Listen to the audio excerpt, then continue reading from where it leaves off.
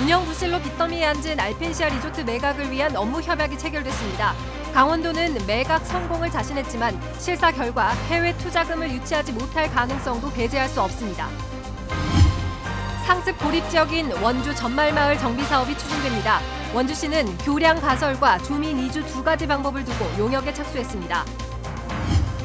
오는 3월부터 학교폭력심의가 학교가 아닌 교육지원청 심의위에서 진행됩니다.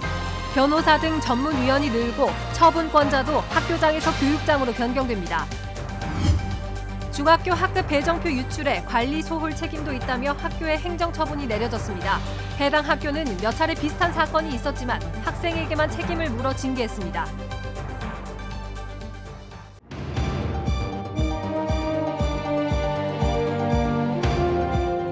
안녕하십니까. 뉴스데스크 원주입니다. 알펜시아 리조트가 매각 절차에 들어갔습니다. 강원도와 해외 국제금융 컨소시엄이 자산 실사를 하기로 약속했는데요. 양측 모두 알펜시아 매각 작업이 사실상 거의 마무리된 상태라고 입장을 밝혔습니다. 이재규 기자가 취재했습니다. 알펜시아 리조트, 평창 동계올림픽을 위해 지었지만 결국 빚만 남아 도민들의 걱정거리였습니다. 많이 갚았다고 하지만 아직까지 남은 빚이 7,700억 원. 여전히 하루 이자만 5천만 원씩 나가고 있습니다. 비판과 비난이 이어지자 강원도는 2017년부터 리조트 매각 작업에 본격적으로 나섰지만 실패의 연속이었습니다. 하지만 알펜시아 리조트 매각이 거의 완성 단계에 왔다며 강원도가 성대한 협약식을 열었습니다. 상대는 맥킨리 그룹과 허베이 개발회사 등 다국적 투자회사 8곳의 연합체인 맥킨리 컨소시엄입니다. 협약에 따르면 다음 달부터 5월까지 3개월간 자산 회계 실사를 마친 뒤 본계약을 체결하게 됩니다. 하지만 최문순 도지사는 리조트 개발에 대한 협상은 사실상 마무리됐다며 매각 성공을 자신했습니다. 잠정적으로 논의된 가격은 대략 8천억 원 정도가 되겠습니다. 이 가격은 세금을 제외한 액수로 알펜시아 때문에 남아있는 부채를 모두 갚을 수 있는 그런 가격이 되겠습니다. 맥킨리 그룹 회장도 2년에 걸쳐 사업성을 검토한 결과 충분히 장사가 된다고 판단했다고 말했습니다. 이미 강원도를 비롯해서 대한민국 정부가 전 세계에 엄청난 돈을 들여서 광고를 해주셨습니다. 그걸로 이미 가치가 충분한 곳입니다. 협약이 예정대로 진행되면 올해 5월 자산 회계 실사를 마치고 본계약을 체결한 뒤 내년 5월 이전에 알펜시아 이전을 완료하게 됩니다. 맥킨리 측은 알펜시아 부지에 기존 리조트 시설뿐 아니라 사계절 워터파크와 최첨단 테마파크도 설치할 계획이라고 밝혔습니다. 개장 시기는 2026년부터 2030년까지 단계적으로 될 것으로 예상했습니다. 방문객 수는 기존 연간 약 100만 명 수준에서 10배수인 1,000만 명 이상으로 방문할 것으로 기대하고 있습니다.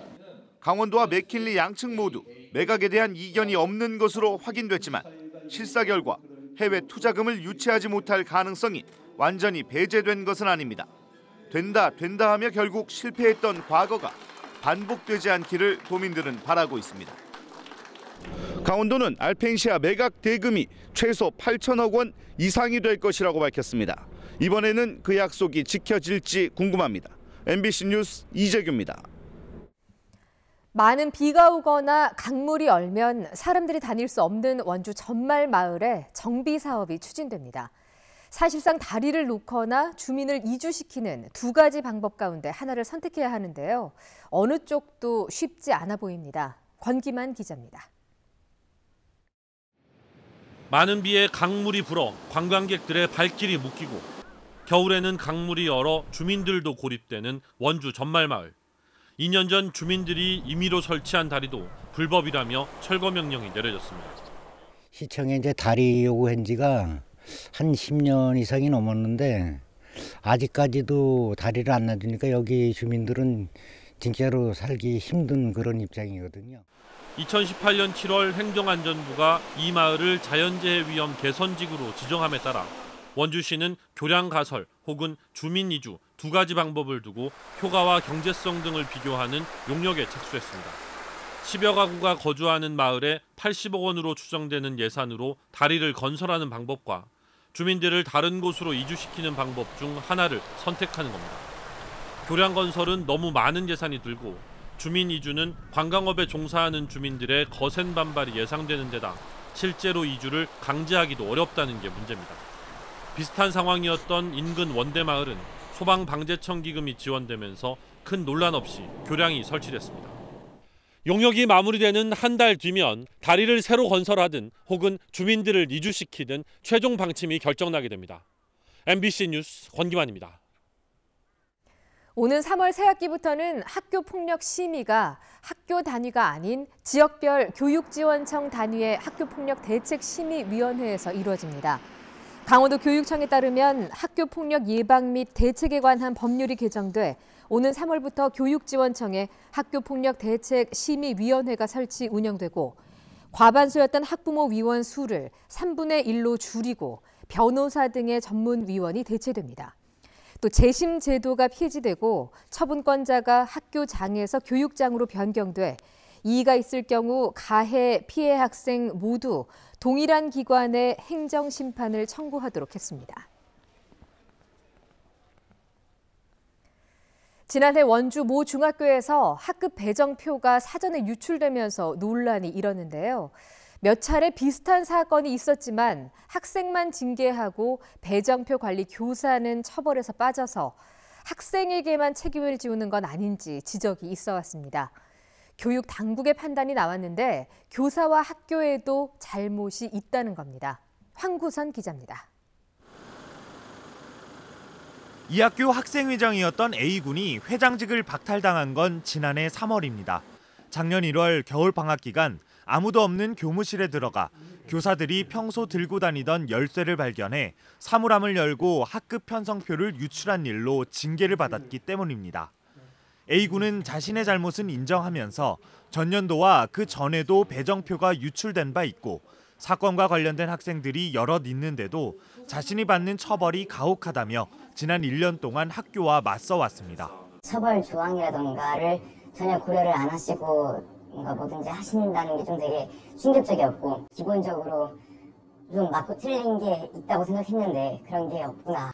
학교 측은 이전에도 배정표가 유출된 건 맞지만 잘못은 교칙을 위반한 학생들에게 있다며 관리 교사들은 처벌하지 않았습니다. 결국 A군은 유은혜 교육부 장관을 상대로 진정을 냈고 교육부는 강원도 교육청에 진상조사를 지시했습니다. 강원도 교육청은 학교 측에도 관리 소홀에 대한 책임이 있다고 판단했습니다. 학교에는 기관 경고를, 학교장과 작년, 재작년 문서 담당 교사 등 3명의 학교 관계자들에게 주의 차원에서 인사상 불이익을 주기로 결정한 겁니다. 좀 실수가 좀 있는 것 같다. 뭐 이런 데서 앞으로 이제 그런 실수를 좀 하지 마십시오 하는 의미로. 해당 학교는 도교육청의 결정을 받아들인다는 입장을 전해왔습니다. 반박 조치나 혹시 뭐 이런 걸 하실 계획이 있으신지? 없죠. 뭐 더 이상 뭐 2차에서는 그런 게 없는 걸로 알고 있어요. 학생을 징계하면서 교사의 잘못은 외면했던 해당 학교는 상급 기관 감사와 교사 처벌은 물론 주의였던 행정 처분도 경고로 강화됐습니다. MBC 뉴스 황구선입니다.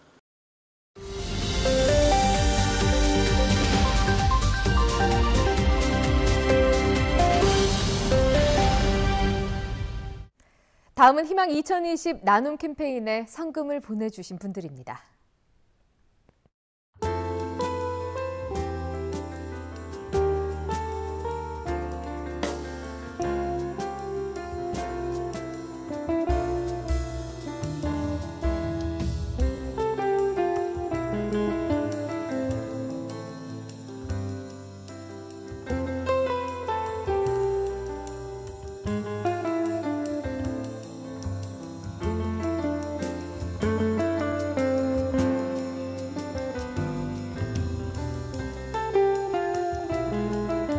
성금을 보내주신 분들께 감사드립니다.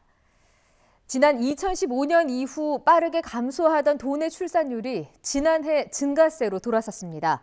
통계청 인구 동향 조사 등에 따르면 작년 도내 출생아 수는 8,370명으로 전년도보다 0.23%인 19명이 증가해 전국 17개 시도 가운데 세종시와 함께 유일하게 출생아 수가 증가했습니다.